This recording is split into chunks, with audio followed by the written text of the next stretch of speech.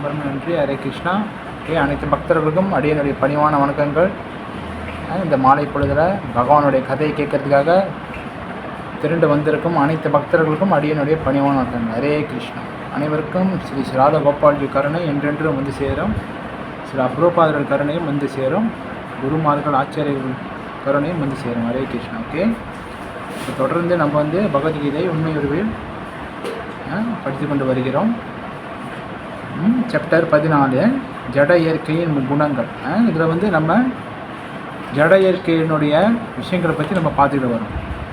அதனுடைய செயல்பாடுகள் எப்படி, அதனுடைய விளைவுகள் எப்படி, இந்த முக்குணத்தினால ஒரு ஜீவாத்மாவுக்கு என்னென்ன விஷயங்கள் நடக்குது, இந்த மாதிரிலாம் நம்ம வந்து பார்த்துக்கிட்டு வரோம், படித்து கொண்டு வரோம், கேட்டுக்கொண்டு வரோம்.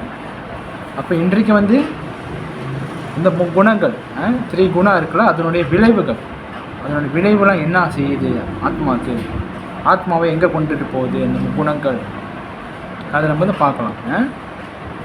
அதுக்கு போகிறதுக்கு முன்னாடி சென்ற ஸ்லோகம், போன பதத்தில் கிருஷ்ணன் என்ன சொன்னார், அர்ஜுனன் என்ன புரிஞ்சுக்கிட்டாரு, அதை பற்றி நம்ம பார்த்துட்டு அதுக்கப்புறம் இன்றைக்கு ஸ்லோகத்துக்கு நம்ம போகலாம். Chapter 40 text 70. சத்வாத் சஞ்சயதே ஞானம் ராஜசோ லோப ஏவச்சஹ பிரமாத மோஹௌ தமௌ தமசௌ பவதோ அஜ்ஞானமேவச்சஹ. அதாவது என்ன சொல்கிறாருன்னா, சத்வகுணத்திலிருந்து உண்மை ஞானம் விருத்தியாகின்றது, ரஜகுணத்திலிருந்து பேராசை விருத்தியாகிறது, மேலும் தமோ குணத்திலிருந்தோ முட்டாள்தனம், பைத்தியகாரத்தனம் மற்றும் மயக்கமும் விருத்தியாகின்றன. சத்துவகுணத்தினா இந்த சத்துவகுணம் மூட் ஆஃப் குட்னஸ், அதுலேருந்து உண்மை ஞானம் விருத்தியாகிறது. அதாவது நம்ம வந்து பகவானை தெரிஞ்சிக்க ஆரம்பிப்போம் அப்படின்னு சொல்கிற வர்றாரு.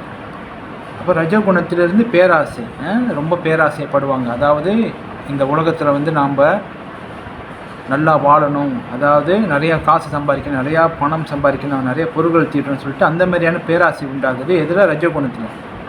அப்புறம் தமோ குணத்துலேருந்து என்ன அவர் சொல்கிறாரு, முட்டாள்தனம், பைத்தியகாரத்தனம் மற்றும் மயக்கமும் ஏற்படுன்னு சொல்கிறாரு. அதாவது இந்த தமோ குணத்தினால தமோ குணம் வந்து ஒருத்தரை முட்டாள்தனமாக ஆக்குது, அது வந்து நம்மளை பந்தப்படுத்துது, பைத்தியகாரத்தனத்தை உண்டாக்குதுன்னு சொல்கிறாரு கிருஷ்ணர் எதில் சென்ற பதத்தில். அப்போ இன்றைக்கு வந்து என்னென்ன விளைவுகளும் அதனால் ஏற்படுது அப்படின்னு சொல்ல வருவார்.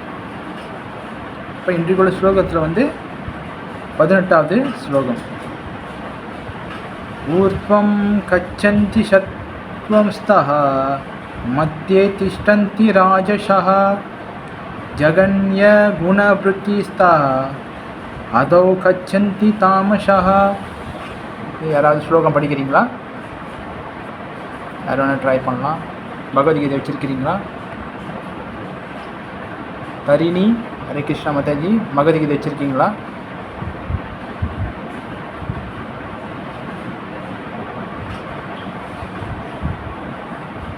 படிங்க மாதாஜி. ஸோ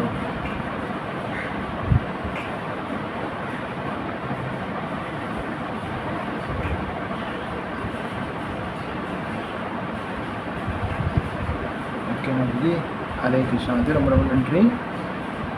ஓகே, மொழிபெயர்ப்பு.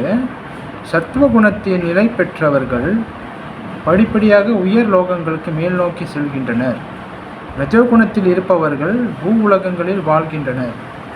மேலும் வெறுக்கத்தக்கதான தமோ குணத்தில் இருப்பவர்கள் நரக லோகங்களுக்கு கீழ் நோக்கி செல்கின்றனர்.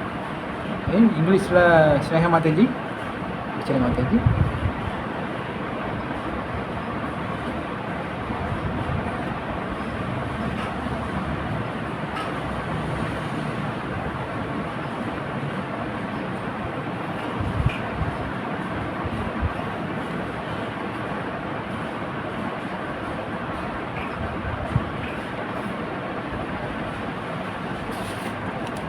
ஓகே மாதாஜி, ரொம்ப நன்றி.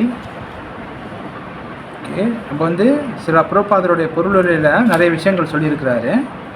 அப்போ அதை நம்ம தெரிஞ்சுக்கிட்டாலே ரொம்ப ரொம்ப நல்லது. ஏன்னா பிரபுபாதருடைய பொருளுரையில் வந்து அவ்வளோ விஷயங்கள் கொடுக்கப்பட்டிருக்கு. நம்ம வந்து நிறைய விஷயங்கள் படிக்கலாம், கேட்கலாம். ஆனால் சில பிரபுபாதருடைய புஸ்தகங்கள் படித்து அவருடைய பொருளுரை படித்தாலே மிக தெளிவான விஷயங்கள் நம்மளுக்கு கிடைக்கப்படும்.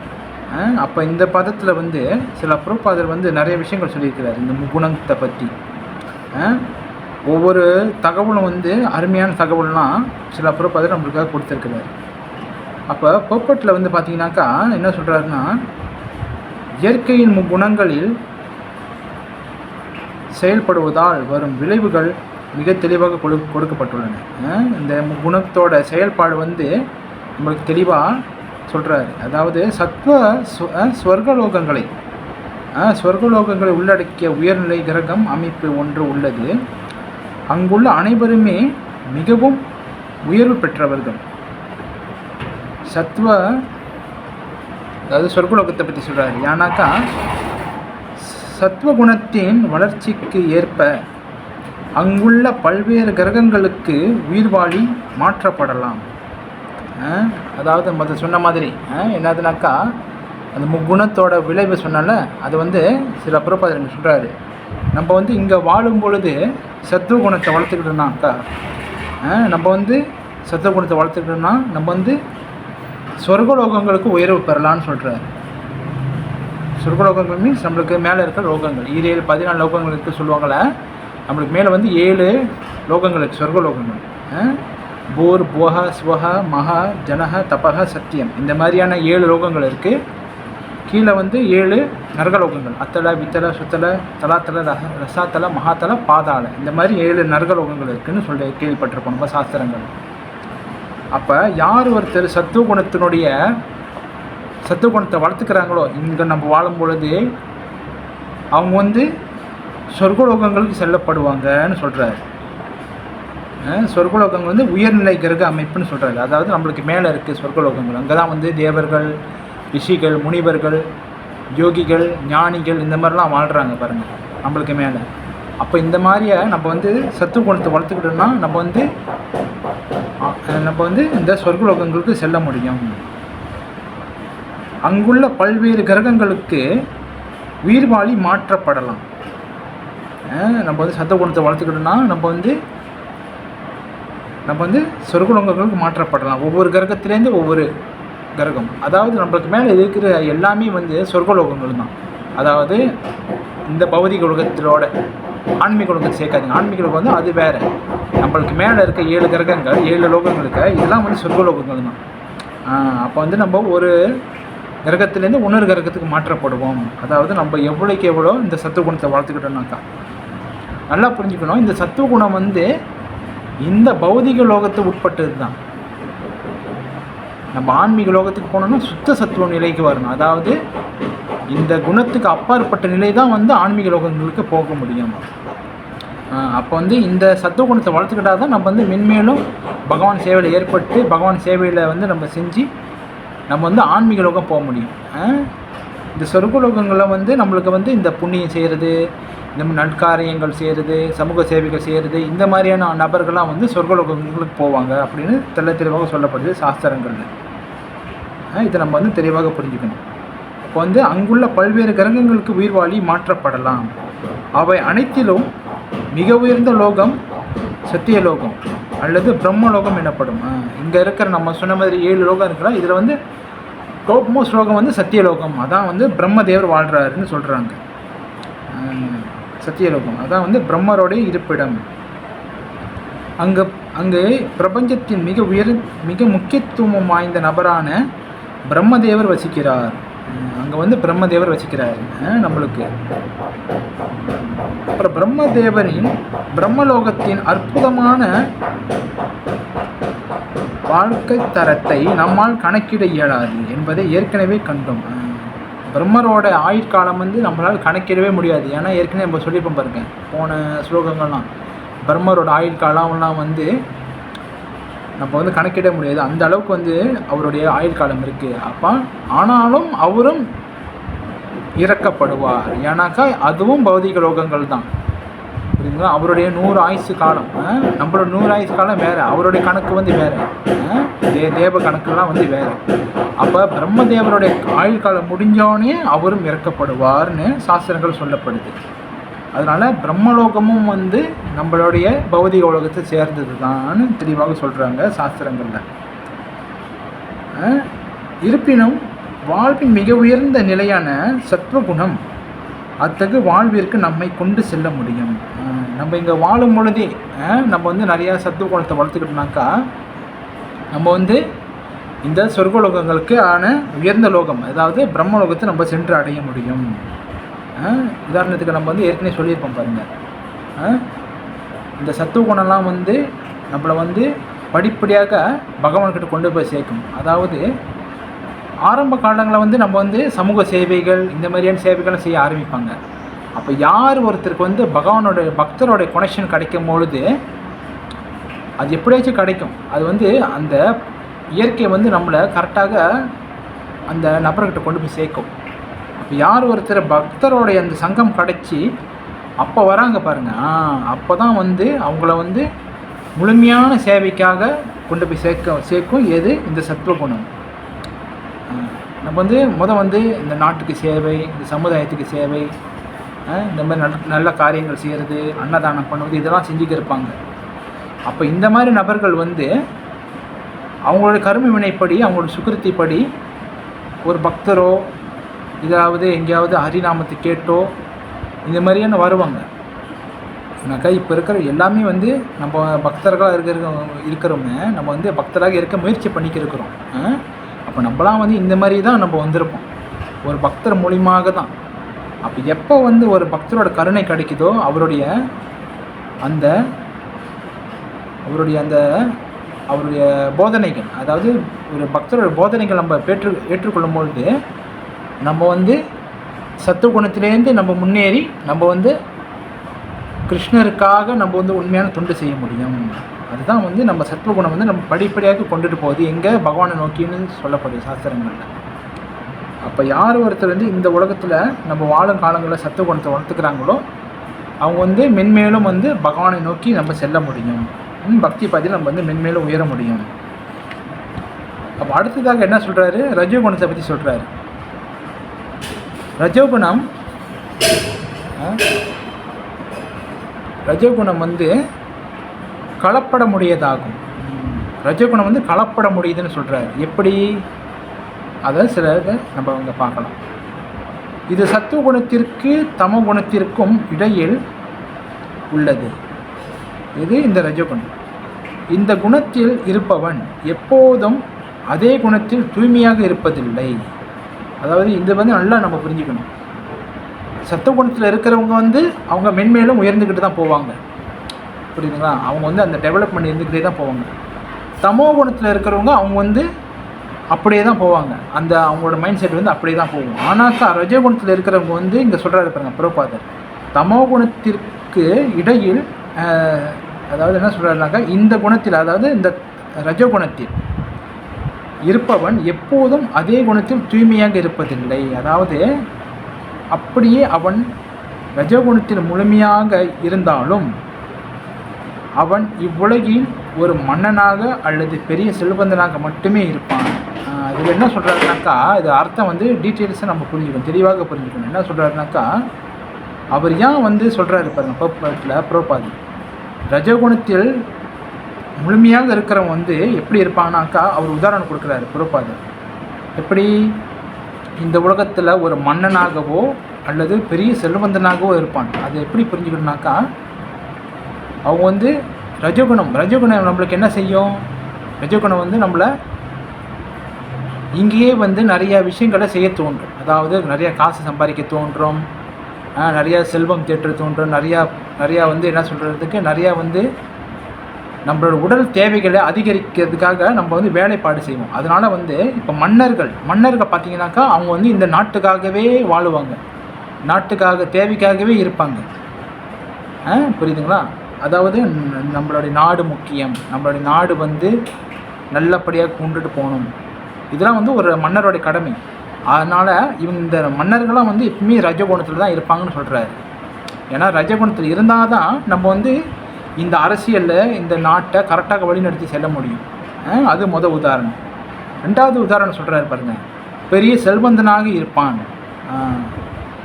ஏன் ஏன்னாக்கா ரஜகுணத்தில் இருக்கும் பொழுது அவங்க வந்து எப்பயுமே வந்து இந்த பணத்தை பற்றி யோசிச்சுட்டு இருப்பாங்க. நான் வந்து என்கிட்ட இவ்வளோ செல்வம் இருக்குது, இவ்வளோ பணம் இருக்குது, இன்னும் வந்து செல்வம் சேர்க்கணும், இன்னும் வந்து நிறைய பணம் திட்டணும், இன்னும் வந்து எனக்கு இது வேணும், இன்னும் எனக்கு அது வேணும்னு அவங்க வந்து அந்த குறிக்கோளில் இருந்து நிறைய சம்பாதிப்பாங்க. அதனால தான் வந்து சில புறப்பாடு சொல்கிறாரு பாருங்க, இந்த ரஜகுணத்தில் முழுமையாக இருக்கிறவங்க வந்து ஒன்று வந்து நாட்டோடைய மன்னனாக இருப்பாங்க, இல்லாட்டி மிகப்பெரிய செல்வந்தனாக இருப்பாங்க. ஏன்னாக்கா அவங்க வந்து அந்த காசு சம்பாதிக்கிறதுலே தான் குறிக்கோளாக இருப்பாங்க, தவிர அவங்களுக்கு வந்து இந்த கிருஷ்ண பக்தி அந்த மாதிரியான விஷயங்கள் வந்து போய் சேராதுன்னு சொல்லப்படுது. எவ்வளோதான் வந்து நம்ம பணம் சம்பாதிச்சாலும் அது வந்து நம்ம இறந்த பிறகு எடுத்துகிட்டு போக முடியுமா கேட்டிங்கனாக்கா அது மிகப்பெரிய ஒரு கேள்விக்குறி. ஒரு உதாரணம் இருக்குது, சில புரோப்பா சொல்லியிருக்கிறாரு. இது வந்து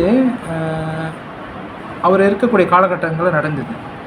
ஒரு பணக்காரர் வந்து நிறைய சேமித்து வச்சாராம். நிறைய பணங்கள் சம்பாதிச்சு பல வகையான பிஸ்னஸ்லாம் செஞ்சு பல கோடி ரூபாய்கள் சம்பாதிச்சாராம். ஆனாக்கா அவருக்கு வந்து ஒரு சீக்கு வந்துருச்சு. உடலில் சீக்கு ஏற்பட்டோன்னே அந்த அவ்வளோ பணத்தை வச்சு அந்த சீக்கை வந்து சரி செய்ய முடியல. அப்போ சீக்கை சரி செய்ய முடியாததுக்காக அப்போ இந்த பணம் என்னத்துக்கு இவ்வளோ சம்பாதிச்சு எனக்கு உதவலையே சொல்லிட்டு அவ்வளோ பணத்தையும் தூக்கி போட்டார். பார்த்துங்க, அவ்வளோ பணத்தையும் தூக்கி போட்டு மக்கள் எடுத்துக்கிட்டாங்க.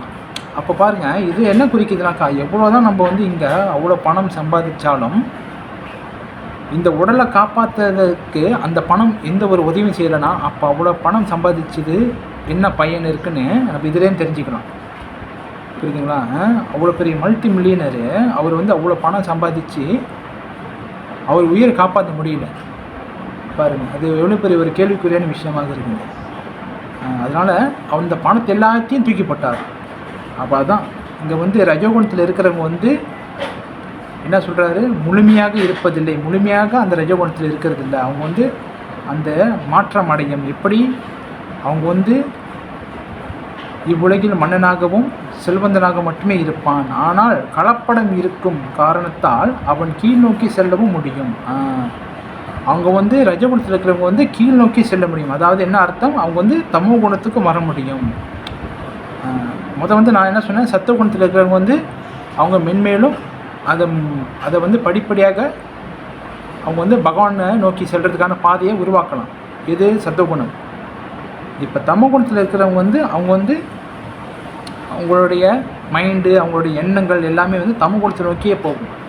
ஆனால் இந்த ரஜகுணத்தில் இருக்கிறவங்க வந்து அவங்க வந்து என்ன சொல்கிறாரு, அவன் கீழ் நோக்கி செல்லவும் முடியும். கீழ் நோக்கி செல்லவும்னா என்ன அர்த்தம், அவங்க வந்து தமோ குணத்திலோ இருக்கும் இப்பூ உலக மக்கள் சொல்கிறாருங்க, ரஜகுணத்திலோ தமோ குணத்திலோ இருக்கும் இப்பூ உலக மக்கள் இயந்திரங்களின் உதவியால் உயர்லோகங்களை வலுக்கட்டாயமாக அணுகுவது சாத்தியமல்ல. அதாவது என்ன சொல்கிறாருனாக்கா பிரபாதர், இந்த ரஜகுணம் படைத்த மக்கள் வந்து அவங்க என்ன நினச்சிக்குவாங்கனாக்கா, நம்ம இந்த உடலை வச்சு நம்ம வந்து வேறு உலகத்துக்கு போகணும். அதாவது உதாரணத்துக்கு இப்போ இந்த ராக்கெட் லான்ச்லாம் பண்ணி மேல் லோகத்துக்குலாம் போகிறாங்க பாருங்கள். அதாவது செவ்வாய் கிரகத்துக்கு போகிறது, நிலாவுக்கு போகிறது, இது நம்மளாம் என்ன சொல்கிறாங்க பாருங்கள். அப்போ இந்த மாதிரியான எண்ணங்கள்லாம் வந்து ரஜகுணத்தில் இருக்கும்போது அவங்களுக்கு உண்டாகும். அதாவது இப்போ நம்ம நிறைய பார்த்துருப்போம், நிலாவுக்கு போனாங்க சொல்லிட்டு நம்ம கேள்விப்பட்டிருப்போம். ஆனால் அதெல்லாம் வந்து ஒரு ஏமாத்து காரியம்னு சாஸ்திரங்களை சொல்லப்படுது. ஆரம்பத்தில் யார், அவர் நீல் ஆம்ஸ்ட்ராங் நிலாவுக்கு போனார், அமெரிக்கா போயிடுச்சு, அமெரிக்காவோட இந்த நிறுவனம் வந்து அவர் அனுப்பி நிலாவில் காலை பதிச்சிட்டாங்க, அந்த மாதிரிலாம் சொல்லி மக்கள் நிறைய ஏமாத்தினாங்க. ஆனால் வந்து சில பேர் அதை வந்து என்ன செஞ்சுருக்கிறாங்க, கண்டுபிடிச்சி இது இல்லை, இது உண்மை அல்ல, இது வந்து பொய்யான தகவல்னு சொல்லி இது வந்து மக்களை ஏமாத்துறாங்க சொல்லி அதை வந்து கண்டுபிடிச்சிட்டாங்க. இந்த மாதிரியான பல வகையான ஏமாத்து வேலைகள் நடந்துக்கிருக்கு. இந்த வந்து செவ்வாய் கிரகத்தில் நான் வந்து நிலம் வாங்கி வச்சுட்டேன், இந்த மாதிரிலாம் இருக்குது. அது என்னதுனாக்கா, இந்த பூமியில் நிலம் வாங்குறாங்களோ இல்லையோ அவங்க என்ன சொல்கிறாங்கனாக்கா, செவ்வாய் கிரகத்தில் நிலம் வாங்கி வச்சுருக்கிறேன், நிலாவில் நிலம் வாங்கி வச்சுருக்கிறேன், இந்த மாதிரி நம்ம வந்து இத்தனை ஏக்கர் நான் வாங்கி வச்சுருக்கேன் சொல்லிட்டு இந்த மாதிரிலாம் இருக்குது. நீங்கள் கூகுளில் சர்ச் பண்ணி பார்த்தீங்கன்னா இந்த மாதிரி முட்டாள்தனமான காரியங்கள் நடந்துக்கிட்டு இருக்குது. ஏன்னாக்கா மனுஷன் வந்து இந்த ரஜோகுணத்திலே இருக்கிறதுனால அவன் வந்து நிறைய பணம் சம்பாரித்து என்ன செய்யறது தெரியாமல் இந்த மாதிரியான வேலைகளை செய்ய ஆரம்பிக்கிறாங்க. அதாவது இந்த உடலை வந்து நல்லா பார்த்துக்கணும், இந்த உடலை வந்து கடைசி வரைக்கும் கூட்டிகிட்டு போகணும். எங்கே கூட்டிகிட்டு போக முடியாது, கொஞ்சம் காலம் தான் இங்கே வாழ முடியும். அதுக்கப்புறம் காலத்தின் கட்டாயத்தினால நம்ம வந்து இந்த உடலை வந்து அழிக்கப்படும். ஆனால் அது வந்து அவங்களுக்கு தெரியல. அதே தான் வந்து யார் செஞ்சார் ஒரு வாட்டி, இவர் யார், ராவணன். ராவணன் கூட என்ன செஞ்சார்னாக்கா இந்த பூமியிலேருந்தே சொர்க்கத்துக்கு பாலம் கட்ட முயற்சி செஞ்சார். ராமாயணத்தில் இந்த விஷயம் இருக்குது. ஆனால் அவர் அந்த எண்ணம் பாருங்கள், அந்த ரஜகுணத்தை படைச்சதுனால அந்த மாதிரியான எண்ணம் வந்து இந்த பூமியிலேருந்தே சொர்க்கத்துக்கு பாலம் கட்டுறதுக்கு அப்போ என்ன மாதிரியான ஒரு எண்ணம் படைச்சவராக இருக்கணும். இது சாத்தியமில்லாத காரியம். ஆனாக்கா முயற்சி பண்ணாராம். இதுதான் வந்து அசுரர்கள், அசுரத்தனம் கொண்ட அந்த எண்ணங்கள் இருக்கிறதுனால நம்மளை வந்து பகவான் பக்தி செலுத்த விடாமல் நம்மளை வந்து பல வகையில் சுத்த விடும். இதுக்கு வந்து இந்த உதாரணம் வந்து ரொம்ப ரொம்ப எடுத்துக்காட்டு. அப்போ அதே போல் மக்கள் வந்து இன்னும் முயற்சி செய்கிறாங்களாம். என்னது, இந்த சொன்ன மாதிரியான இயந்திரங்கள் வச்சுன்னா, இயந்திரங்கள்லாம் என்ன அர்த்தம், இந்த ராக்கெட்டை வச்சு நம்ம வந்து வேறு உலகத்துக்கு போகிறது, இந்த மாதிரியான விஷயங்கள். ஆனால் இதெல்லாம் வந்து சாத்தியமாகாது. நம்ம வந்து கிட்ட போகிறதுக்குள்ளேயே அதோட இது தாங்காது. நம்ம வந்து சூரியன்கிட்டலாம் நெருங்கவே முடியாது. ஏன்னாக்கா சூரியன்லாம் வந்து அதோடைய பவர்லாம் வந்து அவ்வளோ இது, அதோட சூடு வந்து நம்ம தாங்க முடியாது. அப்போ அந்த அளவுக்கு நம்ம வந்து எப்படி இந்த ராக்கெட் எடுத்து நம்ம அந்த கிட்டலேயே போக முடியும்? பூமியை தாண்டி நம்ம எவ்வளோ தூரம் அங்கே போக முடியாது. ஆனாக்கா இந்த ரஜோகுணம் படைத்த மக்கள் வந்து இந்த மாதிரியான விஷயங்களை வந்து செஞ்சுக்கிருக்கிறாங்க அப்படின்னு சாஸ்திரங்கள் சொல்லப்படுது. அப்போ ரஜோகுணத்தில் இருப்பவன் மறுபிறவியில் பைத்தியமாகுவதற்கான வாய்ப்பு உள்ளதுன்னு சொல்கிறாரு. இதில் சில புறப்பாதரே சொல்கிறாரு. பர்பிளில் போட்டிருக்காரு பாருங்க, மறுபிறவியில் பைத்தியமாவதற்கான வாய்ப்பு. அப்படின்னு என்ன அர்த்தம்னாக்கா அவங்க வந்து இந்த ரஜகுணத்திலே வந்து ரொம்ப மூழ்கி போய் அவங்க வந்து பகவான் பக்தி செய்யாமல் இந்த உடல் சார்ந்தே இருந்து அவங்க வந்து ஒரு என்ன சொல்கிறது, ஒரு முட்டாள்தனமாக வாழ்ந்துக்கு இருக்கிறாங்கன்னு சொல்கிறாரு. இது வந்து ரஜகுணத்தினுடைய தன்மை. அடுத்ததாக என்ன சொல்கிறாரு, மிகவும் தாழ்ந்த குணமான தமோகுணம். தமோகுணத்தை பற்றி சொல்கிறாரு பாருங்க.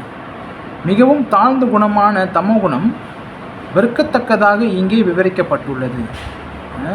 தமோகுணம் வந்து வெறுக்கத்தக்கதாக கொடுக்கப்பட்டுள்ளதுன்னு சொல்கிறாரு. அது என்னன்னு நம்ம பார்க்கலாம். இப்போ தமோகுணத்தை வளர்ப்பதன் விளைவுகள் மிக மிக அபாயகரமானது. தமோகுணம்னா என்னது நம்ம வந்து ஏற்கனவே டிஸ்கஸ் பண்ணியிருக்கோம். அதாவது தமோகுணம் வந்து நம்மளே சோம்பேறித்தனத்தை உண்டாக்கிக்கிறது. அதாவது என்னதுனாக்கா ரொம்ப சோர்வாக இருக்கிறது, ரொம்ப வந்து எந்த வேலையும் செய்யாமல் ரொம்ப வந்து மாமிசங்கள் உண்டுக்கிட்டு ரொம்ப பழைய உணவுகளை உண்டுக்கிட்டு இந்த மாதிரியான விஷயங்கள் செய்கிறது, தவறான விஷயங்கள் செய்கிறது, இதெல்லாம் வந்து தமோ குணத்தினுடைய அறிகுறிகள். அப்போ தமோ குணத்தினுடைய அறிகுறிகள் வந்து இங்கே கொடுக்கப்படுது. அவங்க வந்து என்ன சொல்கிறாரு, மிக மிக அபாயகரமானது எது, இந்த தமோ குணத்தில் இருக்கிறது. ஜட இயற்கையிலேயே மிகவும் தாழ்ந்த குணம் இதுதான். இந்த ஜட இயற்கையிலே மிகவும் தாழ்ந்த குணமே இதுதான் சொல்கிறாரு. எது, இந்த தமோ குணம். மிகவும் தாழ்ந்த குணம் வந்து இந்த தமோ குணம்னு சொல்கிறாரு. அப்போ மனித வர்க்கத்திற்கு கீழே பறவைகள், விலங்குகள், ஊர்வன, மரங்கள் என்பன போன்ற 80 லட்சம் உயிரினங்கள் இருக்கின்றன. தமோகுணத்தின் விருத்திக்கு ஏற்ப இத்தகைய மோசமான நிலைகளுக்கு மக்கள் கொண்டு வரப்படுகின்றனர். இப்போ யார் ஒருத்தர் இந்த தமோகுணத்திலேயே இருக்கிறாங்களோ அவங்க இந்த மனித பிரிவை விட்டு அடுத்து வந்து மிருக நிலைக்கு போகிறாங்கன்னு சொல்லப்படுது. மிருக நிலைனா வந்து பார்த்துங்க 84 லட்சம் வகையான உயிரினங்கள் இருக்குது. நம்ம ஏற்கனவே படிச்சிருக்கோம் பாருங்கள். அந்த மாதிரி பல உடலை நம்ம எடுத்தாகணும். யார் ஒருத்தர் இந்த தமோ குணத்தில் மாட்டிக்கிட்டு அவங்க வந்து இந்த உயிரை விடுறாங்களோ அவங்க வந்து பல பிறவி வந்து பிறந்து வரணும். சும்மா சாதாரண விஷயம் கிடையாது. இந்த மனித பிறவி வந்து நம்ம வந்து சாதாரணமாக நினச்சிக்கிறோம். துர்லப மாணவ ஜென்மான்னு பிரகலாத மகாராஜ் சொல்கிறாரு. துர்லப மாணவ ஜென்மம். மாணவ ஜென்மம்னா மனுஷ ஜென்மம். ஸ்ரீமத் பாகவதத்தில் சொல்லப்படுது. அப்போ இந்த கிடைத்திருக்கரியான இந்த மனித பிரிவி வந்து நம்ம பகவான் சேவைக்காக தான் பயன்படுத்தணுமே ஒழிய இந்த உடல் தேவைக்காகவும் இந்த நம்ம இங்கே வாழக்கூடிய இந்த விஷயங்களில் பூர்த்தி செய்கிறதுக்காகவும் நம்ம வந்து வாழக்கூடாது. இருக்கலாம், ஓரளவுக்கு இருக்கலாம். நம்ம வந்து இப்போ உதாரணத்துக்கு நம்ம சாப்பிட்றதுக்காக வாழக்கூடாது, வாழ்கிறதுக்காக சாப்பிடணும். புரியுதுங்களா? சாப்பிட்றதுக்காகவே சில பேர் வாழ்கிறாங்க, நிறைய பேர்லாம் இருக்கிறாங்க, சாப்பிட்றதுக்காகவே வாழ்கிறாங்க. அதுபடி இருக்கக்கூடாது. வாழ்கிறதுக்காக சில உணவுகள் நம்ம சாப்பிடணும். ஆனாக்கா இங்கே வந்து அப்படியே தலைக்கீழாக மாறிடுச்சு. யார் ஒருத்தர் வந்து சம குணத்திலே இருக்கிறாங்களோ அவங்க வந்து பகவான் பக்திக்கு வர கஷ்டம். அதனால் அப்படிப்பட்டவங்களுக்கும் பகவான் கருணை கொடுக்குறாரு. எப்படி? ஸ்ரீமன் சைத்தன்ய மகாபிரபு வந்து அப்படிப்பட்டவங்களையே வந்து காப்பாற்றுறாரு இந்த ஹரே கிருஷ்ணா மகாமந்திரம் மூலியமாக. இந்த ஹரே கிருஷ்ணா மகாமந்திரம் மூலியமாக பல ஜீவராசிகள் காப்பாற்றப்படுது. நம்ம வந்து ஏற்கனவே நிறைய விஷயங்கள் நம்ம சொல்லியிருக்கோம். எப்படி இந்த மகாமந்திரம் பரவுது, பகவான் வந்து கொடுக்குறாரு, பக்தர்கள் இதை வந்து சங்கீர்த்தனமாக செய்கிறாங்க. அது மட்டும் இல்லாமல் பிரசாத விநியோகம் செய்கிறோம்.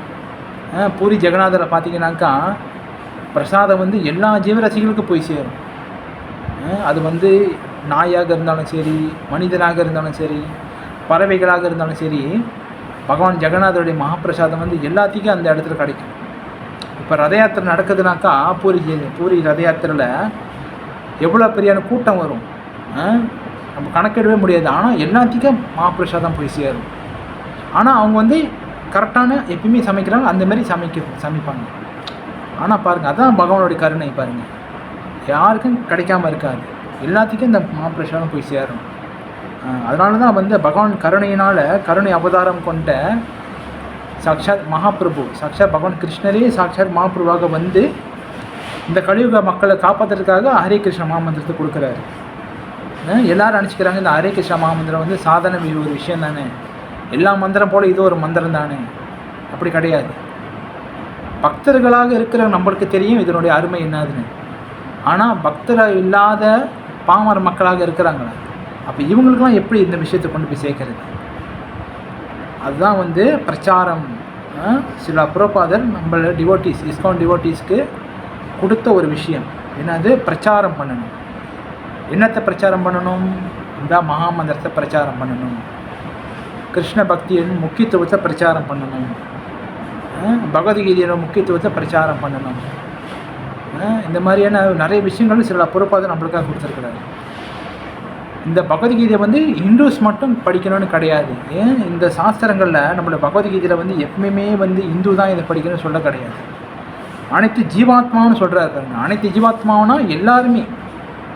அவர் வந்து மனுஷன்தான்னு சொல்லலை பாருங்கள். புரியுதுங்களா? இது நம்ம தெளிவாக புரிஞ்சுக்கலாம். மனுஷன்தான் இதை படிக்கணும்னு கிடையாது, அனைத்து ஜீவாத்மான்னு சொல்கிறாரு. அப்போ எல்லாத்துக்கும் இந்த பகவத்கீதை நாலேஜ் போய் சேரணும். அதுதான் வந்து ஆச்சாரியர்களுடைய நோக்கம். இதுதான். அப்போ இந்த கிருஷ்ண உணர்வில் இருக்கிற நம்ம வந்து இதை வந்து மக்களுக்கு பிரச்சாரம் பண்ணுறோம். இதுதான் வந்து ஒவ்வொருடைய நம்மளுடைய குறிக்கோளாக இருக்கணும் வாழ்க்கையில். நம்ம வந்து சும்மா ஏதோ வந்துட்டோம், கற்றுக்கிட்டோம், இப்படியே போகிறோம் அப்படி போகிறோன்னு கிடையாது. இப்போ நம்ம தெரிஞ்சுக்கிற 4 விஷயத்தை வந்து நான் இன்னும் 4 பேருக்கு சொல்லணும். அதுதான் வந்து சில பிரபுபாதருக்கு நம்ம செய்யக்கூடிய ஒரு என்ன சொல்கிறது, ஒரு கைமாறாக இருக்கும், ஒரு வந்து ஒரு நல்ல செயலாக இருக்கும்.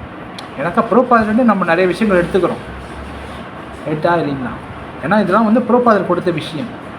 சில பிரபுபாதர் நம்மளுக்கு கொடுக்கலனா இப்போ எதுவுமே நம்மளுக்கு கிடச்சிருக்கிறாரு. சத்தகுணம்னா என்ன தெரிஞ்சிருக்காது, ரஜகுணம்னா என்ன தெரிஞ்சிருக்காது, தமகுணம்னு என்னன்னு தெரிஞ்சிக்காது, ரைட்டா இல்லைங்களா? நம்ம யோசிச்சு பார்க்கணும். ஏன்னா சில பிரபுபாதர் கொடுத்தனால தான் நம்மளுக்கு தெரிஞ்சிருக்கு.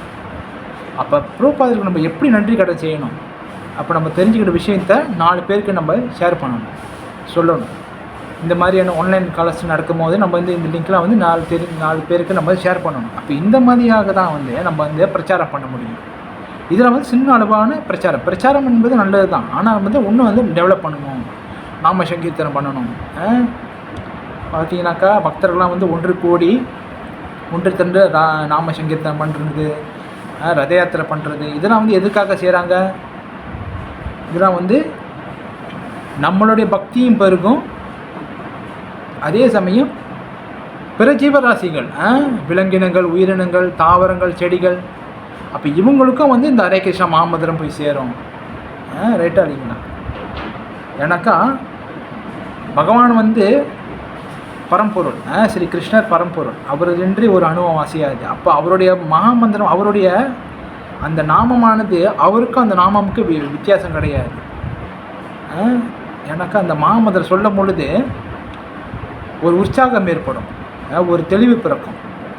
ஏன்னாக்கா இது வந்து ஆன்மீக சக்தி. மகாமந்திரம் வந்து ஒரு ஆன்மீக சக்தி. ஆன்மீகத்திலேருந்து வரக்கூடிய அந்த பகவான் நாமம் வந்து தமோ குணத்தில் இருக்கக்கூடிய அந்த ஜீவாத்மாவையும் முயற்சி பண்ணி சத்துவ குணத்தை கொண்டு வந்து கிருஷ்ண பக்திக்கு கொண்டு வரும். அதுதான் வந்து நம்ம லீலைகளை பார்த்துருக்கோம். என்னது ஜகாய மத லீலைகளாக நம்ம பார்த்துருக்கோம் பாருங்கள். அவங்களாம் வந்து தமோ குணத்தில் இருந்தவங்க, ஆனாக்கா அவங்களாம் வந்து ஏற்கனவே டிவோட்டிஸ் தான். பகவான் லீலை செய்கிறதுக்காக கொண்டு வர்றாரு. ஆனால் அந்த லீலையில் நம்மளுக்கு கற்றுக் கொடுக்குறாரு பாருங்கள். என்ன கற்றுக் கொடுக்குறாரு? தமோ குணம் ரஜகுணத்தில் இருக்கக்கூடிய அந்த மாதிரியான ஜகாய மதா என்ற அந்த 2 ஜீவாத்மாவுக்கும் நம்ம வந்து கருணை கொடுத்து சத்துவகுணத்துலேருந்து நமக்கு வந்து சுத்த சத்துவ நிலைக்கு கொண்டு வர முடியும்னு பகவான் லீலை செஞ்சு காட்டியிருக்கிறாரு ஸ்ரீமன் சைத்தன்ய மகாபிரபு. அப்படி இந்த மாதிரி கீழ்நிலையான பக்தர்களுக்கே இந்த மாதிரியான பகவான் வந்து கருணை கொடுக்குறாரு பாருங்க. அதுதான் வந்து சைத்தன்ய மகாபிரபுடைய அந்த முக்கியத்துவம் நம்மளுக்கு சொல்லப்படுது. புரியுதுங்களா? அப்போ இன்னும் சில விஷயங்கள் சொல்கிறாரு சில பிரபுபாதர் பர்பாட்டில். என்ன சொல்கிறாருனாக்கா, மனித வர்க்கத்திற்கு கீழே நம்ம சொன்ன மாதிரி பல லட்ச அதாவது தமோ குணத்தில் இருக்கிறவங்க வந்து மென்மேலும் வந்து இந்த பல லட்ச வகையான உயிரினங்களை மாட்டிக்கிறாங்க. அப்போ உயர் குணங்களுக்கு ஏற்றம் பெறாமல் தொடர்ந்து தமோ குணத்திலேயே இருப்பவர்களை இச்சொல் குறிப்பிடுகிறது. அவர்களது எதிர்காலம் மிகவும் இருளடைந்ததாகும். இப்போ தமோ குணத்திலே இருக்கிறவங்க வந்து அவங்களுடைய எதிர்காலம் வந்து இருள் அடைஞ்சதுன்னு சொல்கிறேன். இருள் அடைஞ்சதுன்னு என்ன மக்சோட்னாக்கா என்ன அர்த்தம்னா, அவங்க வாழ்க்கை வந்து எந்த ஒரு குறிக்கோளுமே இல்லாமல் வெறும் இந்த உடலை தயார்படுத்துறதுக்காகவே வந்து இந்த உடல் சார்ந்த விஷயங்களுக்கு செய்கிறதுக்காகவே அவங்களுடைய வாழ்நாள் முழுக்க செலவிட்டுருவாங்கன்னு சொல்கிறாரு. இருள் அடைஞ்சதாக இருக்கும். இருள் அடைஞ்சதுன்னா வந்து ஒரு டார்க்னஸ். அவங்க வந்து என்னத்துக்கு பிறந்தோம், என்னத்துக்காக வாழ்கிறோம், செத்த பிறகு எங்கே போக போகிறோம், சாவு இருக்கா இல்லையா அது கூட தெரியாத அளவுக்குலாம் இருப்பாங்க. மது குடிச்சிக்கிட்டு ரொம்ப இந்த மாதிரியான விஷயங்களை செஞ்சுக்கிட்டு அந்த மாதிரியான இருக்குது, அந்த மாதிரி சூழ்நிலையிலேயே வாழ்வாங்க. அதுதான் வந்து இருளடைஞ்ச சூழ்நிலைக்கு கொண்டு செல்றதுன்னு சொல்கிறாரு பாருங்க. அப்போ ரஜோகுணத்திலும் தமோ குணத்திலும் இருக்கும் மனிதர்கள் சத்துவ குணத்திற்கு ஏற்றம் பெற ஒரு வாய்ப்பு உள்ளது. இதுதான் பிரபுபாதர் டச்சு. தான் பிரபுபாதர் கடைசியாக ஃபைனல் டச்சு கொடுக்குறாரு பாருங்க. எல்லா ஸ்லோகம் நம்ம படித்தோம்னாக்கா, நீங்கள் எந்த ஸ்லோகம் படிங்க, எந்த ஸ்லோகம் படித்தாலும் பர்பட்டில் பாருங்கள் சில பிரபுபாதர் கரெக்டாக கொண்டு வருவார். நீங்கள் எங்கே சுற்றினாலும் கடைசி இந்த கிருஷ்ண உணர்வுக்கு தான் வந்தாகணும், வேறு வழி இல்லை. இங்கே நீங்கள் நிறைய ஸ்லோகங்கள் படிக்கணும், நிறைய பர்பட் படிக்கணும். அவர் வந்து இந்த தியான யோகம்லாம் விளக்கும் போது சில கிருஷ்ணர் வந்து விளக்கியிருப்பார். நீ இந்த இதை முடியலன்னா நீ இதை செய்ய, பர்பட்டில் விளக்கியிருப்பார் பாருங்க. இது ஒன்றோட முடியல இந்த ஆசனம் செய்ய, இதை முடியல இதை செய்ய. அப்பப்பட்டில் நம்ம கடைசியாக படிச்சுக்கிட்டு வரும்போது கடைசி கன்க்ளூஷன் என்னதுன்னு இந்த கிருஷ்ண உணர்வு மட்டும்தான் சொல்லிட்டு ஒரு அடிப்பார் நம்ம. இங்கே சொல்கிறாரு பாருங்க, ரஜகுணத்திலும் தமோ குணத்திலும் இருக்கும் மனிதர்கள் சத்துவ குணத்திற்கு ஏற்ற பெற ஒரு வாய்ப்பு உள்ளது, ஒரே வாய்ப்பு உள்ளது. அது என்னது? அந்த வழிமுறை கிருஷ்ண உணர்வு என்று அழைக்கப்படுகிறது. அதுதான் எங்கே சுற்றி வந்தாலும் இந்த கிருஷ்ண உணர்வுக்கு வந்தால் தான் நம்ம ஆன்மீக லோகம் செல்ல முடியும். கிருஷ்ண உணர்வு இல்லாமல் நம்ம ஆன்மீக லோகம் செல்லவே முடியாது. அது வந்து ரொம்ப கஷ்டம். ஞானிகள் யோகிகள்லாம் வந்து அவங்களாம் ஆன்மீக லோகம் போயிருக்கிறாங்க. எப்படி பல வகையான கஷ்டங்களை பார்த்துருப்பாங்க. ஆனால் ஈஸியான வே இங்கே வந்து கிருஷ்ணன் நம்மளுக்காக சொல்கிறாரு. சில பிரபுபாதர் வந்து நம்மளுக்காக சொல்கிறாரு. இப்போ நம்ம வந்து 10வது மாடிக்கு நம்ம போகணும். 10வது மாடிக்கு போனோம்னா படிக்கட்டு இருக்குது, ஸ்டெப்ஸ் இருக்குது. ஸ்டெப்ஸ்லேயும் போகலாம், லிஃப்ட்லேயும் போகலாம். ஆனால் ஸ்டெப்ஸில் போகிறது கஷ்டமாக, ஸ்டெப்ஸில் போகிறது ஈஸியாக இல்லை லிஃப்ட்டில் போகிறது ஈஸியான்னு பார்த்தோம்னாக்கா லிஃப்ட்டில் போகிறது தான் ஈஸி. அதே போல் தான் நம்ம ஆன்மீக லோகத்துக்கு போகிறதுலே வந்து கிருஷ்ண உணர்வு வந்து நமக்கு லிஃப்ட் மாதிரி. இந்த 1ஆம் நம்பர் தட்டோம்னா டக்குன்னு 10ஆம் நம்பர் கொண்டு போய் விட்டுருவார். அதான் வந்து இந்த கிருஷ்ண உணர்வு. ஆனால் இந்த ஸ்டெப்ஸு வந்து படிக்கட்டு வந்து இதுவும் போகும், ஆனால் லேட் ஆகும். எப்படி நம்ம வந்து பல ஆசனங்கள் செய்யணும், நம்ம உடலை தயார்படுத்தணும், நம்ம தனியாக அமரணும், நம்ம காட்டுக்கு போகணும், புளித்தோல் போட்டு அது மேலே தர்ப்ப புல்லை வச்சு அது மேலே உட்காரணும். அப்போ வந்து மூக்கு நுனியை மட்டும் பார்க்கணும். அப்போ வந்து புருவங்கள்லாம் வந்து நம்ம வந்து கண்ணை மூடவும் கூடாது, ரொம்ப திறக்கவும் கூடாது. நெஞ்சு நிமித்தி உக்காரணும். வெறும் இலை மட்டுமே சாப்பிடணும், வெறும் காற்றை மட்டுமே சுவாசிக்கணும். இதெல்லாம் பாருங்கள், இதெல்லாம் வந்து சத்திய யோகம், துவாபர யுகத்தில் இதெல்லாம் கடைப்பிடிச்சாங்க. இதெல்லாம் வந்து ஆன்மீக யுகத்துக்கு போக முடியும். ஆனாக்கா லேட் ஆகும், ரொம்ப நேரம் பிடிக்கும், ரொம்ப நாட்கள் ஆகும், ரொம்ப வருடங்கள் ஆகும். புரியுதுங்களா? அதனால தான் கிருஷ்ணர் வந்து நம்ம கலியுக மக்களுக்காக ஈஸி வே என்ன சொல்கிறாரு, இந்த ஹரே கிருஷ்ண மகாமந்திரம், இந்த கிருஷ்ண உணர்வு. கிருஷ்ண உணர்வுனா இது என்ன அர்த்தம்? கிருஷ்ண உணர்வு என்பது எல்லா ஜீவாத்மாக்களுக்கும் உள்ளே இருக்குது, இல்லைன்னு கிடையாது. கிருஷ்ண உணர்வு ஏன் பிரபாதர் வந்து இந்த ISKCON international society of Krishna கான்சியஸ்னஸ்னு பேர் வச்சாருனாக்கா, சில பிரபாதர் அவர் வந்து சும்மா வைக்க கிடையாது. முதல்ல ஆரம்ப காலங்களில் வந்து சில டிவோட்டிஸ்லாம் சொன்னாங்களாம், இதுக்கு வந்து காட் கான்சியஸ்னஸ் வைக்கலாமே அப்படின்னு வைக்கலாமன்னு சொல்லிட்டு நிறைய பேர் சஜஷன் பண்ணாங்களாம். ஆனால் பிரபாதர் தெரியும், இல்லை காட் கான்சியஸ் வச்சா நீங்கள் நடுவில் எல்லாத்தையும் மாற்றி விட்டுருவீங்க அப்படின்னு பிரபாதர் தெரியும். அதனால தான் இன்டர்நேஷ்னல் சொசைட்டி ஃபார் கிருஷ்ணா கான்சியஸ்னஸ்னு வச்சார். கிருஷ்ணா கான்சியஸ்னால் என்ன அர்த்தம்னாக்கா, இந்த கிருஷ்ண உணர்வு வந்து எல்லா ஜீவாத்மாக்கும் இருதயத்துலையும் இருக்குன்னு தெளிவாக சொல்கிறாரு பாருங்கள். அதுதான் அதை நம்ம புரிஞ்சுக்கணும். இப்போ கிருஷ்ண உணர்வு எல்லாத்துக்கிட்டையும் இருக்குது, அதை எழுப்புகிற ஒரு வழிமுறை தான் வந்து இந்த கிருஷ்ண பக்தி இயக்கம் அப்படின்னு அந்த நம்மளுடைய இஸ்கானுடைய அர்த்தமே இதுதான். எல்லா ஜீவாத்மாக்களுக்கும் இருதயத்தில் கிருஷ்ண உணர்வு இருக்குது. அந்த கிருஷ்ண உணர்வை எழுப்பக்கூடிய இயக்கம் தான் இந்த கிருஷ்ண பக்தி கழகம்னு அவர் பேர் வச்சார்.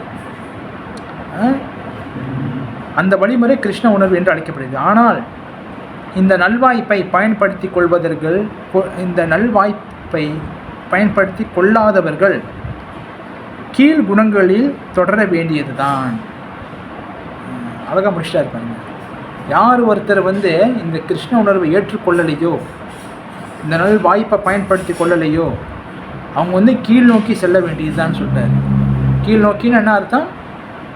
மறுபடியும் பிறக்கணும், மறுபடியும் சாகணும், மறுபடியும் நாயாக பிறக்கணும், மறுபடியும் பூனையாக பிறக்கணும், மறுபடியும் புழுவாகணும், மறுபடியும் பேயாகணும், மறுபடியும் பூதங்களாகணும், மறுபடியும் பாம்பாகணும். இந்த மாதிரியான பல உடல்களை எடுத்து தான் ஆகணும், வேறு வழி இல்லைன்னு சொல்லிட்டார். அதனால் நம்மளுக்கெல்லாம் வந்து இந்த பொக்கிஷம் கிடைச்சிருக்கு. என்ன பொக்கிஷம்? இந்த கிருஷ்ண உணர்வு என்ற பொக்கிஷம். இதை வந்து நம்மளாம் வந்து வீணாக்கிடக்கூடாது. புரியுதுங்களா? இது வந்து நம்மளுக்கு வந்து கிடைத்த வந்து ஒரு நல் வாய்ப்பு, இந்த கிருஷ்ண உணர்வு. இப்படியே வந்து எங்கேயோ இருந்து நம்ம எல்லாம் இங்கே வந்துட்டோம், ரைட்டா இல்லைங்களா? நல்லா யோசிச்சு பாருங்கள். ஒவ்வொருத்தருக்கு பின்னாடியும் பல சரித்திரங்கள் இருக்கும். இப்போ இந்த இஸ்கானில் இருக்கிறாங்கனாக்கா டிவோட்டிஸ்ங்க, அவங்களுக்கு ஒவ்வொருத்தருக்கு பின்னாடியும் பல சம்பவங்கள் நடந்திருக்கும், பல சரித்திரங்களை பண்ணிட்டு தான் இங்கே வந்திருப்பாங்க. அதெல்லாம் கேட்டோம்னாக்கா பல கதை எழுதலாம். அப்படி இருந்த நம்மளுக்கு வந்து இந்த கிருஷ்ண உணர்வு என்ற வாய்ப்பு வந்து நல்வாய்ப்பு கிடைச்சிருக்குன்னு நம்ம தெரிஞ்சுக்கிறோம். அந்த நல்வாய்ப்பை வந்து நம்ம வீணாக்கிடக்கூடாது. புரியுதுங்களா? எப்படியாக இருந்தாலும், என்ன மாதிரியான கஷ்டங்கள் வந்தாலும் நம்ம வந்து பகவான் கருணையை வேண்டி, குருதேவர் கருணை, குருநாதர், அதாவது தீட்சை எடுத்தவங்க அவங்கவுங்க குருநாதர், தீட்சை எடுக்காதவங்க வந்து சில புறப்பாதர், ஜெகத்குரு, சில புறப்பாதருடைய கருணையை வேண்டி மென்மேலும் வந்து இந்த கிருஷ்ண உணர்வை முன்னேறதுக்கான வாய்ப்பை வந்து நம்ம பயன்படுத்திக்கணும். நம்மளுக்கு வந்து கஷ்டங்களை வரலாம், துன்பங்களை வரலாம், ஆனாக்கா எப்பயுமே வந்து கிருஷ்ணரே சார்ந்திருக்கணும். கிருஷ்ணரே சார்ந்திருக்கணும்னா என்ன அர்த்தம்? எது நடந்தாலும் கிருஷ்ணர்கிட்ட முறையிடுங்க. ஏன்னாக்கா அவர் தான் வந்து பரமாத்மா நமக்குள்ளே இருக்கிறாரு பாருங்க. அப்போ ஒரு அப்பாவுக்கு தெரியும் தன் பிள்ளைக்கு என்னத்தை கொடுக்கணும், என்னத்தை கொடுக்கக்கூடாதுன்னு. அதே போல் தான் கிருஷ்ணர் வந்து நம்மளுடைய தந்தை, ரைட்டா இல்லைங்களா? பிதாகம் எஸ்யதகத்தோ மாதா தாத்தா பிதாமகான்னு சொல்கிறாரு பாருங்க. கிருஷ்ணர் தான் எல்லாமே. அதாவது இன்னொன்று ஸ்லோகத்தை சொல்லுவார், பிதாகம் என்னது சுஹிருதம் சர்வபூதானாம்னு சொல்கிறாரு பாருங்கள். சுஹிருதம்னு என்ன அர்த்தம்? அவர் தான் எல்லாத்துக்கும் நண்பர், அவர் தான் வந்து எல்லாத்தையும் வெல்விஷிங் ஃப்ரெண்ட், கிருஷ்ணர் தான். அப்போ எதுவாக இருந்தாலும் நம்ம வந்து பகவானிடம் முறையிடணும், பக்தர்கிட்ட நம்ம தெரிவிக்கணும். அப்போ பக்தர்கள் வந்து பக்தர்கள்னால தான் வந்து பகவானை காட்ட முடியும், புரியுதுங்களா? நம்ம வந்து ஏற்கனவே வந்து கிருஷ்ணரை பார்த்துருப்போம், ஆனால் கிருஷ்ணர் தான் கடவுள்னு சொல்லிட்டு தெரியாது, ரைட்டா இல்லைங்களா? நம்ம சிறு வயசுலேருந்து கிருஷ்ணரோட ஃபோட்டோலாம் பார்த்துருப்போம், தீபாவளி காட்டில் பார்த்துருப்போம், வெண்ணெய் திருடுற மாதிரி எல்லாம் பார்த்துருப்போம். ஆனால் அப்போ தான் தெரியாது கிருஷ்ணர் தான் கடவுள்னு சொல்லிட்டு நமக்கு தெரியாது. ஆனால் கிருஷ்ணர் தான் கடவுள்னு சொல்லிட்டு எப்போ தெரிய வருது? பக்தர்கள் சொல்லி மூலியமாக தான் நம்ம தெரிஞ்சுக்கிறோம் பாருங்க, கிருஷ்ணர் தான் கடவுளா, ஓ இவர் தான் கடவுளா, இவ்வளோ நாள் நான் பார்த்துருக்கேனே, இவ்வளோ நாள் எனக்கு தெரியலையே. ரைட்டா இல்லைங்களா? நானும் பார்த்துருக்கேன், கிருஷ்ணர் தீபாவளி கட்டெலாம் பார்த்துருக்கேன், தொங்கிட்டு இருப்பார், வெண்ணெய் எடுப்பார், பிள்ளைங்களை வச்சுருப்பார். ஆனால் கிருஷ்ணர் தான் கடவுள்னு சொல்லிட்டு தெரியல. அப்போ எப்படி தெரிஞ்சிச்சு? ஒரு பக்தர் மூலியமாக தான் நம்ம தெரிஞ்சிக்க முடியும். அதே போல தான் பகவான் வந்து நம்மளுக்காக ஒரு பக்தரை அனுப்புகிறாரு, அந்த பக்தர் மூலியமாக நம்ம வந்து கிருஷ்ணனோட பயிற்சி பெற்று நம்ம வரோம் பாருங்கள். அதே போல தான் நம்ம தெரிஞ்சுக்கிற விஷயங்களை வந்து இன்னும் 4 பேருக்கு நம்ம சொல்லணும். இதுதான் வந்து பிரச்சாரம், இதுதான் வந்து நம்மளுடைய முயற்சி பாருங்கள். அப்போ எப்படி இருந்தாலும் நம்ம வந்து இந்த கிருஷ்ணனோட வந்து நம்ம இன்னும் வந்து எஸ்டாப்ளிஷ் பண்ணணும். அதுதான் வந்து ஒவ்வொரு டிவோட்டிஸோட கடமையும் கூட, ஓகேங்களா? அப்போ இன்றைக்கு ஸ்லோகத்தில் வந்து நம்ம என்னென்ன விஷயங்கள் பேசணும், அதாவது சத்துவகுணம் வந்து நம்மளுக்கு மென்மேலும் முயற்சி பண்ணி நம்மளை வந்து ஆன்மீக லோகத்துக்கு கொண்டு போய் சேர்க்குது அப்படின்னு நம்ம பார்த்தோம். ரெண்டாவது ரஜகுணம் வந்து இங்கேயே நம்மளை வந்து என்ன செய்யுது, இங்கேயே நம்மளை வந்து பல அதாவது செல்வங்கள் திரட்டுறதுக்காகவும் நிறைய சம்பாதிக்கிறதுக்காகவும் நம்மளை வந்து ரஜகுணம் வந்து இங்கேயே நம்மளை ஆளப்படுதுன்னு சொல்கிறோம். அப்புறம் தமோகுணம் என்ன செய்யுதுன்னு சொன்னோம், தமோகுணம் வந்து ரொம்ப அபாயகரமானது டேஞ்சரஸானது. இது தமோகுணம் நம்மளை வந்து இங்கேயே வந்து மூழ்கடிச்சு நம்ம செத்த பிறகு நம்மளை வந்து திருப்பி மிருகங்களுக்கான அந்த பிரிவை எடுக்க வச்சிடும்னு சொல்லப்படுது. அப்போ கடைசியாக பிரிசிலா அப்புறம் அதில் என்ன சொல்கிறாரு, இந்த விஷயங்களேருந்து ஒருத்தன் காப்பாற்றணும்னா, ஒருத்தன் வந்து தப்பிக்கணும்னா அவனுக்கான ஒரே ஒரு வழி, என்ன வழி சொன்னார், இந்த கிருஷ்ண உணர்வை நம்ம பயிற்சி பண்ணுறது, அதாவது ஹரே கிருஷ்ண மகாமந்திர சாண்டிங் பண்ணுறது, சில பகவானுடைய கதைகளை கேட்குறது, பக்தரோட கதையை கேட்குறது, இந்த மாதிரி விஷயங்கள்லாம் வந்து சில புறப்பாதர் நம்மளுக்காக சொல்லியிருக்கிறாரு, ஓகேங்களா? அப்போ இது நம்ம தெரிஞ்சுக்கிட்டு இதே வகையில் வந்து இந்த டைமில் வந்து ஜீவகோஸ்வாமி ஆச்சாரியருடைய தோற்றல் தினம் வரப்போகுது. ஸ்ரீ ஜீவகோஸ்வாமி, நம்மளுடைய சத் கோஸ்வாமியில் ஒரு கோஸ்வாமி ஸ்ரீ ஜீவகோஸ்வாமி, அவருடைய சில விஷயங்களை வந்து நம்ம தெரிஞ்சுக்கிட்டு நம்ம பயன்பெறலாம், ஓகேங்களா? அப்போ ஸ்ரீ ஜீவகோஸ்வாமியோட சில விஷயங்கள் நம்ம வந்து பார்க்கலாம். ஓகே, ஆச்சாரியர்கள் விஷயங்கள் தெரிஞ்சுக்கிறதுக்கு ரொம்ப ரொம்ப நல்ல விஷயம். எனக்கு குருதேவர் ஆச்சாரியர் கருணை இல்லாமல் நம்ம வந்து இந்த உலகத்தில் வந்து வாழ முடியாது. அப்படி வாழ்ந்தாலும் அந்த வாழ்க்கைக்கு அர்த்தம் இல்லாமல் போயிடும். அதனால் ஆச்சாரியர்களை பற்றி நம்ம வந்து தெரிஞ்சுக்கணும். இப்போ ஜீவகோஸ்வாமியோட தோன்றி தினம் வரப்போகுது. அவருடைய சில விஷயங்கள் என்னதுனாக்கா, அவர் பிறந்தது அதை பற்றி நம்ம தெரிஞ்சுக்கணும். ஓகே, சில ஜீவகோஸ்வாமிக்கு ஜெய். ஓகே, சாஸ்திரங்கள் சொல்லப்படுது என்னதுனாக்கா, ரூபா மற்றும் சனாதன கோஸ்வாமியின் மறைவுக்கு பிறகு, அதாவது ஜீவகோஸ்வாமி வந்து ரூபகோஸ்வாமி, சனாதன கோஸ்வாமி இவங்களை பார்த்து வளர்ந்தவர் யார்? ஜீவகோஸ்வாமி. சட்கோஸ்வாமி இருக்காங்களே நம்மளுடைய குரு பரம்பரையில், அவங்கள பார்த்து வந்தவர் தான் இந்த ஜீவகோஸ்வாமி. ரூபகோஸ்வாமி, சனாதன கோஸ்வாமி மறைந்த பிறகு ரூபரின் சீடராக, அதாவது ரூபகோஸ்வாமி சீடராக ஜீவகோஸ்வாமி அடுத்த ஆச்சாரியராக அறிவிக்கப்பட்டார்.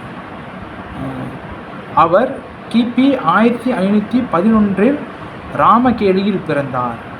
ஜீவகோஸ்வாமி வந்து ராமகேலி என்ற ஒரு இடத்துல பிறந்தார். எப்போ? 1511 அப்போ பிறந்திருக்கிறார். ஸ்ரீ ஜீவர் தனது குழந்தை பருவத்திலிருந்தே ஒரு திறமையான சிறுவனாக இருந்தார். அவர் வந்து ரொம்ப தேர்ச்சி பெற்ற ஒரு சிறுவனாக இருந்தார். யார்? ஜீவகோஸ்வாமி. மேலும் மிக குறுகிய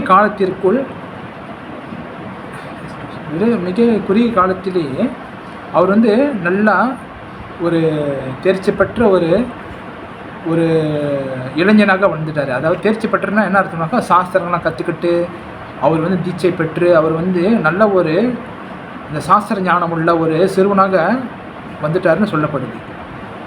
ஸ்ரீ வல்லபரின் மகனும் ஸ்ரீ சனாதனின் மருமகனும் ஆவார் இவர். அதாவது வல்லபரின் அவரோட அப்பா பேர் வந்து வல்லபர். அவர் வந்து அவருடைய மாமனார் வந்து சனாதனன். ஸ்ரீ வல்லபரின் மகனும் ஸ்ரீ சனாதனின் மருமகனும் இவர். சனாதனின் மருமகனும் சொல்லப்படுது. இவர் பிறந்ததிலிருந்து தனது இல்லற வாழ்க்கையின் இறுதி வரை 20 ஆண்டுகள் வாழ்ந்தார். இல்லற வாழ்க்கைனா வந்து அவர் வந்து கிரகஸ்தராக 20 வருஷம் இருந்திருக்கிறாருன்னு சொல்லப்படுது. பின்னர் பிருந்தாவனத்திற்கு சென்றார். 20 வருஷத்துக்கு அப்புறம் வந்து பிருந்தாவனத்துக்கு போயிட்டார். அங்கு அவர் தனது உடலை விட்டு வெளியேறும் வரை 65 ஆண்டுகள் தங்கியிருந்தார். அந்த பிருந்தாவனத்தில் வந்து 65 வருஷம் இருந்தார் பிருந்தாவனத்திலே. ஜீவகோஸ்வாமியின் தந்தை மறைவு அவரது வாழ்க்கையில் குறிப்பிடத்தக்க தாக்கத்தை ஏற்படுத்தியது. ஜீவகோஸ்வாமியோட அப்பா வந்து மறைந்த பிறகு அவர் வாழ்க்கையில் வந்து நிறைய ஒரு தாக்கத்தை ஏற்படுத்தியிருக்கு. அவர் ஒரு சிறு பையனாக இருந்த போதிலும் உலகத்தை துறக்க முடிவு செய்தார். அதாவது அவர் வந்து சன்னியாசம் பெற்க அவர் வந்து முடிவு செஞ்சார். அவர் தனது இளமை வயதிலேயே வைணவ ஆச்சாரியரின் அனைத்து சிறந்த படைப்புகளையும் படித்தார். சொன்ன மாதிரி வைணவ ஆச்சாரியர், அதாவது நம்மளுடைய ஆச்சாரியர்களுடைய அந்த எல்லா விஷயங்களையும் தெரிஞ்சுக்கிட்டாரு. எல்லா சாஸ்திர நாலேஜும் அவருக்கு இருந்திருக்குன்னு சொல்கிறாங்க. வாசுதேவ சர்வபௌமா பட்டாச்சாரியரின் சீடரான ஸ்ரீ மதுசூதனன் வாசஸ்பதியின் கீழ் வேதாந்தம், தர்க்கம், தத்துவம் மற்றும் அனைத்து வகையான வேதங்களையும் பயின்றார். அதாவது சர்வபௌம பட்டாச்சாரியார்னு சொல்லிட்டு அவருக்கு ஒரு சீடர் இருந்தார். சர்வபௌம பட்டாச்சாரியர் சீடரான ஸ்ரீ மதுசூதனன் சொல்லிட்டு ஒரு ஆச்சாரியர்கிட்ட வந்து அவர் அனைத்து வேதாந்தமும் தத்துவத்தையும் அனைத்து சாஸ்திரங்களையும் கற்றுக்கிட்டாருன்னு சொல்லப்படுது. பின்னர் அவர் நவதீபத்தின் புனித தீர்த்தத்திற்கு சென்று அங்கு பகவான் நித்யானந்தரை சந்தித்தார். அவங்க வந்து நவதீபத்துக்கு போகிறார். எப்போ? பிருந்தாவனத்துலேருந்து நவதீபத்துக்கு போகிறார். நவதீபம்னா வந்து ஸ்ரீ சைத்தன்ய மகாபிரபு நித்யானந்த பிரபு இருந்த இடம் நவதீபம். அங்கே போகிறார். புனித தீர்த்தத்திற்கு சென்று அங்கே பகவான் நித்யானந்தரை சந்தித்தார். அவரை பகவான் சைத்தன்யரின் பிறந்த இடத்திற்கு பகவான் சைத்தன்யரின் நவதீப லீலைகளின் அனைத்து இடங்களுக்கும் அழைத்து சென்றார். நித்யானந்த பிரபு வந்து ஜீவகோஸ்வாமி வந்து சைத்தன்ய மகாபிரபு எங்கெங்கெல்லாம் லீலை செஞ்சார் அந்த மாதிரி இடத்துக்கெல்லாம் கூட்டிகிட்டு போகிறார். யார்? நித்யானந்த பிரபு. அவர் சைத்தன்ய மகாபிரபு எங்கெங்கெல்லாம் லீலை நடத்தினார் அந்த மாதிரியான இடத்துக்கெல்லாம் கூட்டிகிட்டு போய் அவர் காட்டுறாரு பாருங்க. பகவான் நித்யானந்தர் ஜீவகோஸ்வாமியை ஸ்ரீவசங்காவிற்கு அழைத்து சென்று ஸ்ரீவாசு தாக்குரரை சந்தித்தார். அப்படின்னு ஸ்ரீவாசு தாக்குரரை சந்திக்க போயிருக்கிறாங்க. அங்கிருந்து அவர் பகவான் சைத்தன்யரின் தாயாரின் வீட்டிற்கு சென்றார். சைத்தன்ய மகாபிரபுவோட அம்மா வீட்டுக்கு போகிறார். சச்சி மாதா வீட்டுக்கு போகிறாங்க. அங்கே வந்து யார்? விஷ்ணு பிரியா, பகவானுடைய மனைவி. அவங்க வந்து அவங்களுக்காக பகவான் யார்? ஜீவகோஸ்வாமிக்காக நல்லா சமைச்சிருக்கிறாங்கன்னு சொல்லப்படுது. நிறையாக சமைச்சு அவங்களுக்கு வந்து பரிமாறுறாங்க. யாருக்கு? நித்யானந்த பிரபுக்கும் ஜீவகோஸ்வாமிக்கும். இப்போ ஜீவகோஸ்வாமி கிருஷ்ணர் மற்றும் பலராமரின் சில அற்புதமான தெய்வங்களை வைத்திருந்தார். அதாவது கிருஷ்ணர் பலராமர் என்ற அந்த விக்கிரத்தை வச்சுருந்தார். யார்? ஜீவகோஸ்வாமி அவர் வச்சிருக்கிறாரு. அப்போ வந்து அந்த சைத்தன்ய மகாபிரபுவோட வீட்டுக்கு போனோன்னு அவர் வந்து பார்க்குறாரு பாருங்க. என்ன சொல்கிறாருனாக்கா, நான் வச்சிருக்கிற இந்த கிருஷ்ண பலராம் சிலை வந்து வேறு யாரும் கிடையாது, சாக்ஷாத் சைத்தன்ய மகாபிரபு நித்யானந்த பிரபு தான் சொல்லிட்டு அவர் அங்கே உணர்றாரு. எனக்கா அங்கே போனோன்னா அவர் தெரிஞ்சிருச்சு, சைத்தன்ய மகாபிரபுவும் கிருஷ்ணரும் வேறு கிடையாது, சைத்தன்ய மகாபிரபுவும் கிருஷ்ணர் ஒன்று தான். அப்போ நித்யானந்த பிரபுவும் பலராம பிரபுவும் வேறு கிடையாது, நித்யானந்த பிரபுவும் பலராம பிரபுவும் ஒன்று தான் சொல்லிட்டு அவர் முடிவெடுக்கிறார் அங்கே. அப்போ அவை பகவான் சைத்தன்யர் மற்றும் பகவான் நித்யானந்தரிடமிருந்து வேறுபட்டவை அல்ல என்று நினைக்கிறார். பின்னர் அவர் ஸ்ரீ பிருந்தாவன தாமத்திற்கு சென்று ரூபர் மற்றும் சனாதன கோஸ்வாமிகளுக்கு சேவை செய்கிறார். அவங்களுடைய எங்கே பிருந்தாவனத்துக்கு போயிட்டு ரூப கோஸ்வாமி சனாதன கோஸ்வாமி இருந்த இடத்துக்கு போயிட்டு அவங்க சேவை செய்கிறாரு. யார்? ஜீவகோஸ்வாமி.